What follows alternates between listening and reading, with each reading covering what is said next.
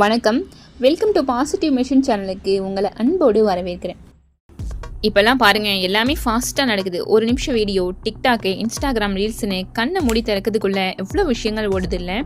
நம்ம மூளைக்கு ரெஸ்ட்டே இல்லாமல் போச்சுன்னா என்ன ஆகும்னு யோசிச்சு பார்த்தீங்களா? இதைத்தான் மூளை அழுகல், அதாவது பிரெயின் ராட்னு சொல்கிறது. பேர் ஏதோ பயங்கரமாக இருக்க மாதிரி இருந்தாலும் இது நம்ம எல்லாருக்குமே கொஞ்சம் கொஞ்சமாக வந்துட்டு இருக்குன்னு தான் சொல்லணும். இந்த பிரெயின் ராட் அப்படின்னா என்னென்னு கேட்குறீங்களா? ஒன்றும் இல்லைங்க, நம்ம மூளைக்கு ரொம்ப அதிகமாக வேலை கொடுத்தோன்னா அது டயர்டாகி போயிடும்ல, அது மாதிரி தான் இதுவும். ஆனால் இதில் என்னென்னா, நம்ம மூளைக்கு தேவையில்லாத விஷயங்களையே திரும்ப திரும்ப கொடுத்துட்டு இருக்கோம்னு சொல்கிறாங்க. உதாரணத்துக்கு, நாள் முழுக்க மொபைல் நோண்டிகிட்டே இருக்கிறது, கண்டதையும் ஆன்லைனில் பார்த்துட்டே இருக்கிறது, எந்த வேலையும் செய்யாமல் சோம்பேறியாக இருக்கிறது, இதெல்லாம் பண்ணோன்னா நம்ம மூளை ஒரு மாதிரி மந்தமாயிடும். சரியாக யோசிக்க முடியாது, எதுலேயும் கவனம் செலுத்த முடியாது, சின்ன விஷயத்துக்கு கூட டக்கு டக்குன்னு நமக்கு கோவம் வரும். இதைத்தான் மூளை அழுகல் பிரச்சனைன்னு சொல்கிறாங்க. நம்ம பிரெயின் ஏன் இப்படி ஆகுதுன்னு தெரியுமா? நம்ம மூளைக்கு ஒரு கெட்ட பழக்கம் உண்டுங்க.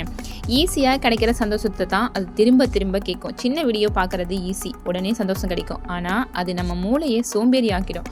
கஷ்டப்பட்டு யோசிக்கிற வேலையை செய்ய அது விரும்பவே விரும்பாது. அதனால தான் படிப்படியாக நம்ம மூளையோட கண்ட்ரோல் நமக்கு இல்லாமல் போயிடுது. ஒரு முக்கியமான வேலை செய்யணும்னு நினச்சா கூட உடனே டயர்ட் ஆகிடும், எதுலேயும் இன்ட்ரெஸ்ட் இல்லாமல் போயிடும். ஆனால் பயப்படாதீங்க, இது சரி பண்ண முடியும். முதல்ல மொபைல், கம்ப்யூட்டர்னு ஸ்க்ரீன் டைமை கொஞ்சம் கொஞ்சமாக குறைக்கணும். புத்தகம் படிக்கிறது, விளையாடுறது, ஃப்ரெண்ட்ஸோட பேசுறதுன்னு மூளைக்கு வேறு வேலையை கொடுக்கணும். தியானம் பண்ணனா ரொம்ப நல்லது. நம்ம மூளையை திரும்பவும் கண்ட்ரோல் பண்ண கொஞ்சம் டைம் எடுக்கும், ஆனால் முயற்சி பண்ணால் கண்டிப்பாக முடியுங்க. அதுக்கு நான் சொல்லக்கூடிய இந்த வழிமுறைகளை ஃபாலோ பண்ணாலே போதும். உங்களோட பிரெயின் ஃபங்க்ஷனை ஆக்டிவ் பண்ண நாம் ஒரு சில வழிமுறைகளை ஃபாலோ பண்ண வேண்டியிருக்கு. இதெல்லாம் ஃபாலோ பண்ணாலே உங்களோட பிரெயின் ஆக்டிவாக வச்சுக்க முடியும். வழக்கமாக நீங்கள் செய்யக்கூடிய எக்ஸசைஸு உங்களுக்கு சுறுசுறுப்பு தரும் இல்லையா? அது மட்டும் இல்லாமல் உங்கள் பாடிக்கு கொடுக்கக்கூடிய எக்ஸசைஸ் ஒவ்வொன்றும் உங்கள் பிரெயினையும் ஆக்டிவாக வச்சுக்க ஹெல்ப் பண்ணும். கில்லி படத்தில் விஜய் சார் கைவிரல்களை லைட்டாக பூஸ்ட் பண்ணிக்கிட்டே இருப்பார், கவனிச்சிருப்பீங்க. இதெல்லாம் பிரெயினை ஆக்டிவாக வச்சுக்கக்கூடிய சின்ன டெக்னிக் தாங்க. ரஜினி சார், எலான் மாஸ்க், இந்த மாதிரி லெஜெண்டரி பர்சனெல்லாம் எப்போதுமே ஆக்டிவாக இருக்க கடுமையாக உழைக்கிறாங்கன்னா அதுக்காக அவங்க பிரெயின் ஆக்டிவாக வச்சுக்கணும். அதுக்கு இந்த மாதிரி சின்ன சின்ன பிரெயின் டெக்னிக்ஸ் எல்லாம் ஃபாலோ பண்ணுறாங்க. இவங்க ஸ்டேஜில் அமர்ந்திருக்கும் போது தன்னோட கைகளை எப்படி வச்சுருக்காங்கன்னு கவனித்து பாருங்கள். இது எல்லாமே பிரெயினை ஆக்டிவாக வச்சுக்கக்கூடிய டிப்ஸு தான். நார்மலாக நீங்கள் எக்ஸசைஸ் பண்ணாலே உங்கள் பாடியில் ரத்த ஓட்டம் சிறப்பாக இருக்கும், மூளைக்கும் ரத்த ஓட்டம் கிடைக்கும் இல்லையா? உங்கள் பிரெயின் ஆக்டிவாக இருக்கும், இதனால் உங்களோட அறிவாற்றல் அதிகரிக்கும். ஃபிசிக்கல் எக்ஸசைஸ்னால் நீங்கள் ஹார்ட் ஒர்க்கிங்லாம் பண்ண தேவையில்லை. ஜஸ்ட் ஒரு சிம்பிள் வாக் போகிறது, குட்டி குட்டி எக்ஸசைஸ் பண்ணுறது, இல்லைனா மூச்சு பயிற்சி பண்ணுறது, இதுவே போதுமானது. Yoga is the best solution. உங்களோட பிரெயின் பவரை இன்க்ரீஸ் பண்ணுறதுக்கு நீங்கள் யோகாலாம் ட்ரை பண்ணி அதை ப்ராப்பராக ஃபாலோ பண்ண ஆரம்பிச்சிட்டிங்கன்னா அமேசிங்கான ரிசல்ட்டை பெறுவீங்க. மூளை சோர்வாக இருந்தால் உங்கள் பிரெயின் நெகட்டிவாக திங்க் பண்ணும். நீங்களே எக்ஸ்பீரியன்ஸ் பண்ணியிருப்பீங்க. உங்கள் பாடி சோர்வாக ஃபீல் பண்ணும்போது பிரெயின் நெகட்டிவாக தான் திங்க் பண்ணும்.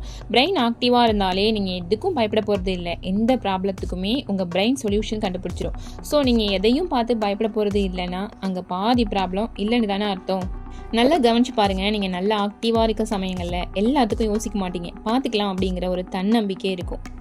மூச்சு பயிற்சி பண்ணுறதுக்கு நீங்கள் எந்த செலவும் பண்ண தேவையில்லை. அற்புதமான எளிமையான ஒரு விஷயங்க அது. ஜஸ்ட்டு காற்றுல இறைவன் நமக்கு இவ்வளோ பெரிய விஷயங்களை ஒழிச்சு வச்சுருக்காங்கன்னா கண்டிப்பாக அது ஆச்சரியமான விஷயம்தான். வீட்டில் பெரியவங்க எப்போதும் அடிக்கடி ஒரு வார்த்தை சொல்லுவாங்க, கவலை மட்டும் பற்றாதீங்க அப்படின்னு. எல்லா நோய்க்குமே மருந்து இருக்குங்க. நம்ம தேவையற்ற சிந்தனைகளால், ஃப்யூச்சரை பற்றின புரிதல் இல்லாமல் எதிர்கால சிந்தனைகளால் கவலைங்கிற நோய் நம்ம அனுபவிச்சிட்டோன்னா நம்மளை முழுசாக கொன்னுடும். இதிலேருந்து தப்பிக்க ஒரே வழி மெடிடேஷன் மட்டும்தாங்க. ஃபிசிக்கல் எக்ஸசைஸை தவிர்த்து ஏரோபிக்ஸ் எக்ஸசைஸும் நீங்கள் ஃபாலோ பண்ணணும்.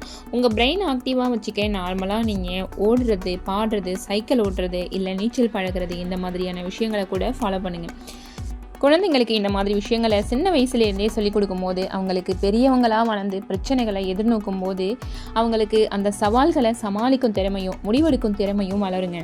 ஸ்டிமுலேஷன் டெக்னிக்கை ஃபாலோ பண்ணுறது, புதிய விஷயங்களை கற்றுக்கிறது. ஃபார் எக்ஸாம்பிள், ஒரு மொழியை கற்றுக்கலாம், இசைக்கருவியை வாசிக்கலாம், உங்களுக்கு ஓவியத்தில் இன்ட்ரெஸ்ட்னா ஓவியம் வரையலாம். நீங்கள் ஹோம் மேக்கராக இருந்தீங்கன்னா சமையலில் புது புது விஷயங்களை ட்ரை பண்ணலாம். நீங்கள் இதை எக்ஸ்பீரியன்ஸ் பண்ணி பார்த்தீங்கன்னா தெரியும்.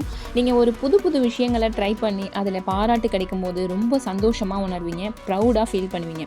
இப்படி நீங்கள் புது விஷயங்களை தேடி கற்றுக்கும் போது உங்களோட பிரெயினில் உள்ள நியூரான்கள் தூண்டப்பட்டு உங்களோட பிரெயின் நல்லா ஃபங்க்ஷன் ஆகும். ஒரு ப்ராப்ளத்தை சால்வ் பண்ணக்கூடிய திறன்களை வளர்த்துக்கலாம்.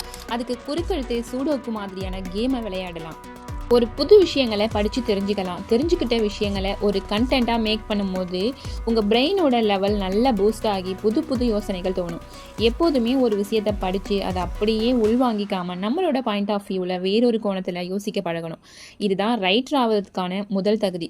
இப்படி உங்கள் பிரெயினை நீங்கள் பழக்கப்படுத்திக்கிட்டாலே புது புது சிந்தனைகள் உதிக்கும். உங்களுக்கு மெமரி பவரும் இன்க்ரீஸ் ஆகும். சில சமயங்களில் நாம் படித்த விஷயங்களை கூட மறக்கலாம். ஒரு விஷயத்தை எழுதி ரிட்டன் ஸ்டேட்மெண்ட்டாக இமேஜாக நம்ம மைண்டில் சேவ் பண்ணும்போது அது ஜென்மத்துக்கும் நமக்கு மறக்கவே மறக்காதுங்க. இதனால தான் எழுதி பார்க்குற பழக்கத்தை குழந்தைங்களுக்கு சின்ன வயசுலேயே சொல்லிக் கொடுக்குறாங்க. உங்களுக்கு பிடிச்ச தலைவர்கள் யாராவது இருந்தாங்கன்னா டெய்லியும் அவங்கள பற்றின இன்ஃபர்மேஷனை சேகரிக்கலாம். பிடிச்சவங்களை பற்றி நீங்கள் தெரிஞ்சுக்கும் போது அது மேலே ஆர்வம் அதிகமாக இருக்கும், மனசுக்கு சந்தோஷமாகவும் இருக்கும். Point number 3, sleep and relaxation. உங்கள் பாடிக்கு நீங்கள் கொடுக்குற ரெஸ்ட்டு தான் மூளைக்கும் உற்சாகத்தை கொடுக்கும். குறைந்தபட்சம் 7லேருந்து 8 மணி நேர தூக்கம் அவசியமாக இருக்குங்க. நீங்கள் சரியாக தூங்காமல் இருந்தால் கோபம், பதட்டம், தடுமாற்றம் இந்த மாதிரி பிரச்சனைலாம் உங்களுக்கு வரும். இது உங்கள் பிரெயினோட ஃபங்க்ஷனை பாதிக்கும். உங்கள் உணவில் சமச்சீர் உணவுகளை எடுத்துக்கிறதுல கவனம் செலுத்துங்க. ஃப்ரூட்ஸு, நட்ஸு, முழு தானியங்கள், புரதம் நிறைஞ்ச உணவுகள் இதெல்லாம் உங்கள் பிரெயினுக்கு நல்ல சத்துக்களை கொடுக்கும், மூளையோட வளர்ச்சியை தூண்டும். ஒமேகா 3 கண்டென்ட், கொழுப்பு அமிலங்கள் நிறைஞ்ச ஃபுட்டு, சால்மனு, அக்ரூட் பருப்புகள், சியா விதைகள் இந்த மாதிரி ஐட்டத்தை உங்கள் தினசரி உணவு முறைகளில் எடுத்துக்கணும். இதெல்லாம் உங்கள் பிரெயினை ஆரோக்கியமாக வச்சுருக்கக்கூடிய உணவு வகைகள்ங்க. உங்களோட அறிவாற்றலை தூண்டக்கூடிய பிரெயினுக்கு தேவையான சப்போர்ட் பண்ணக்கூடிய உணவில் விட்டமின்ஸ் முக்கிய பங்கு வகிக்குது. பர்டிகுலராக B6, B9, B12 இந்த மாதிரி விட்டமின்ஸ் எல்லாம் நீங்கள் உட்கொள்ளும் போது உங்கள் பிரெயின் பவர் இன்க்ரீஸ் ஆகுது. Social engagement.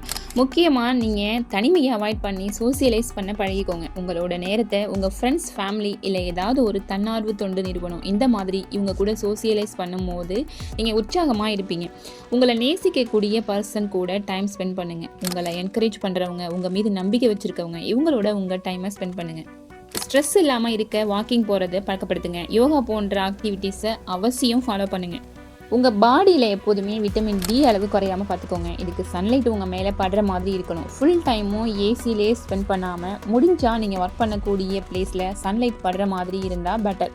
விட்டமின் D உள்ள உணவுகளையும் எடுத்துக்கோங்க. எப்போதுமே வியர்வை உங்கள் உடம்புல எவ்வளவுக்கு எவ்வளவு வெளியே வருதோ அவ்வளவுக்கு நீங்கள் ஆரோக்கியமாக இருப்பீங்க. ஃபுல் டைமும் வியர்வை வராமல் ஏசிலேயே இருந்தீங்க அப்படின்னா உங்கள் பாடியில் ஆன்டி ஆக்சிடென்ட் கண்டென்ட் குறைஞ்சிடும். முடி கொட்டுற பிரச்சனை, மந்தத்தன்மை இதெல்லாம் உருவாகிடும். முடிஞ்ச அளவு ஈவினிங் டைமில் உங்கள் பாடியில் சன்லைட்டு ஒரு 10 நிமிஷமாவது படுற மாதிரி இருங்க. இப்போ இருக்க காலத்தில் ட்ரிங்க்ஸ் பண்ணாத நபர்கள் ரொம்ப குறைவாக தாங்க இருக்காங்க. இதில் வருத்தப்படக்கூடிய விஷயம் என்னென்னா குடிப்பழக்கம் இல்லாதவன் இந்த சமூகத்தில் அன்ஃபிட்டுங்கிற மாதிரி ஆயிட்டு. இவங்களுக்கு நண்பர்கள் ரொம்ப குறைவாக இருக்காங்க, தனிமைப்படுத்தப்படுறாங்க. குடிக்கிறவங்களை விட குடிப்பழக்கம் இல்லாத நபர்கள் ஏதோ மைண்டு பாதித்தவங்க மாதிரி ட்ரீட் பண்ணுறாங்க. இதுக்கு அதிகமான குடிப்பழக்கம், புகைப்பிடிக்கக்கூடிய பழக்கம் உங்கள் சிந்தனை திறனை படிப்படியாக குறைச்சிடுங்க. நம்ம சிந்திக்கிற திறன் படைச்சதால தான் மற்ற உயிர்களிலிருந்து மனிதனாக வேறுபடுறோம். அதையும் நம்மக்கிட்ட இருக்க கெட்ட பழக்கங்களால் நம்ம இழக்கலாமா?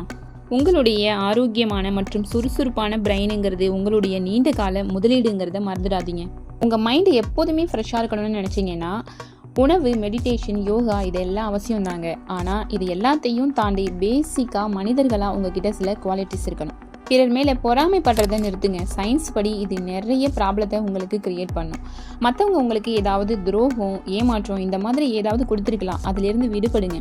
அவங்கள பழி வாங்கணும், அவங்களுக்காக வாழணும் இந்த மாதிரி வன்மத்தை வளர்க்காதீங்க. இதுதான் உங்கள் மைண்டை எப்போதுமே ஆக்டிவாக ஆரோக்கியமாக வச்சுக்க ஹெல்ப் பண்ணும்.